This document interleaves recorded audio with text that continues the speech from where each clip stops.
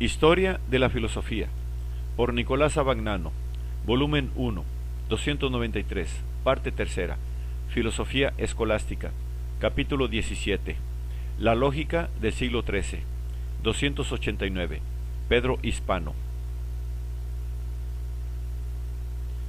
Pedro Hispano nació en la segunda década del siglo XIII, en Lisboa. Estudió en París con Guillermo Sireswood, del que probablemente tomó las directrices de su lógica. Fue obispo cardenal de Túsculo y en 1276 fue nombrado papa, adoptando el nombre de Juan XXI. Pero al año siguiente murió. Alcanzó fama como médico y nos ha dejado numerosas obras o traducciones de libros de medicina, pero su importancia en el campo filosófico es debida a su compendio de lógica, que probablemente escribió en Siena, donde enseñó y que lleva el título de Sumulae Logicales.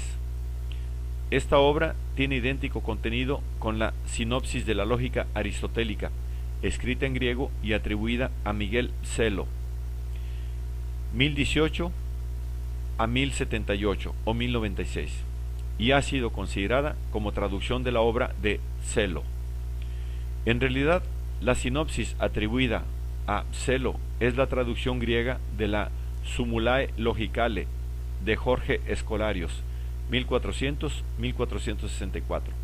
En esta obra de las Sumulae aparecen por primera vez las vocales, palabras y versos mnemotécnicos que luego se emplearon corrientemente en la enseñanza de la lógica. Así, por ejemplo, se indica con la A la proposición universal afirmativa, con la E la universidad negativa, con la diagonal la particular afirmativa y con la O la particular negativa, con arreglo a los siguientes versos. A afirmat negat e sed universaliter ambae, y firmat negat o sed particularter ambae. Para indicar las figuras y los modos del silogismo se emplearon las palabras mnemotécnicas bárbara, celarent, darí, ferio, etc., cuyas vocales indican la cantidad y la cualidad de las proposiciones que constituyeron las premisas y las conclusiones del silogismo. Así, en el silogismo bárbara, tanto las premisas como la conclusión son universales afirmativas. El escrito se divide en 7 tratados. Primero, la enunciación. Segundo, los universales. Tercero, los predicamentos. Cuarto, el silogismo. Quinto, los lugares dialécticos. Séptimo, los sofismas. Sexto, los sofismas. Séptimo, las propiedades de los términos. Los 6 primeros tratados exponen la lógica de Aristóteles. El séptimo, la lógica nueva, es decir, la terminalista. Las propiedades de los términos considerados en esta última parte son la suposición, la ampliación, la restricción, la apelación, la distribución. Pero la más importante de todas ellas es la suposición, cuya teoría constituye la parte central de la lógica nominalista. La suposición se distingue de la significación en que, a diferencia de esta, es propia no del término aislado, sino del término en cuanto se repite en las proposiciones y constituye su dimensión semántica. Dice Pedro Hispano: la suposición y la significación difieren en que la significación es la imposición de una voz a la cosa significada, mientras que la suposición es la acepción del mismo término ya significante para cualquier otra cosa. Por ejemplo, cuando se dice el hombre corre, este término hombre alude a Sócrates, a Platón o cualquier otro.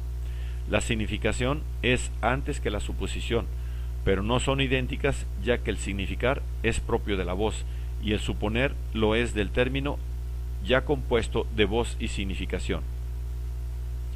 La distinción entre las diversas especies de suposición y los problemas a que las mismas dan origen son la materia del tratado de esta parte de la lógica y constituyen los puntos de disensión y discusión entre los mismos lógicos de la vía moderna.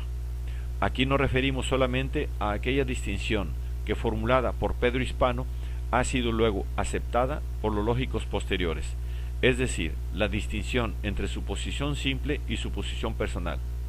Existe suposición simple cuando el término común se emplea para la cosa universal que él mismo representa, como cuando se dice, el hombre es una especie, en cuya proposición el término hombre está en lugar del hombre en general y no por un individuo humano determinado. En cambio, hay suposición personal cuando el término común está en lugar de los individuos comprendidos por el mismo, como en la proposición el hombre corre.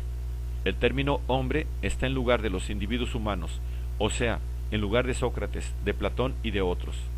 La doctrina de la suposición es el mejor instrumento forjado por la lógica medieval para un uso empírico de la misma lógica, es decir, para un uso que no concierne a entidades de orden metafísico o teológico, sino a realidades o conceptos que entran dentro de los límites de la experiencia, o de todas maneras son accesibles al hombre.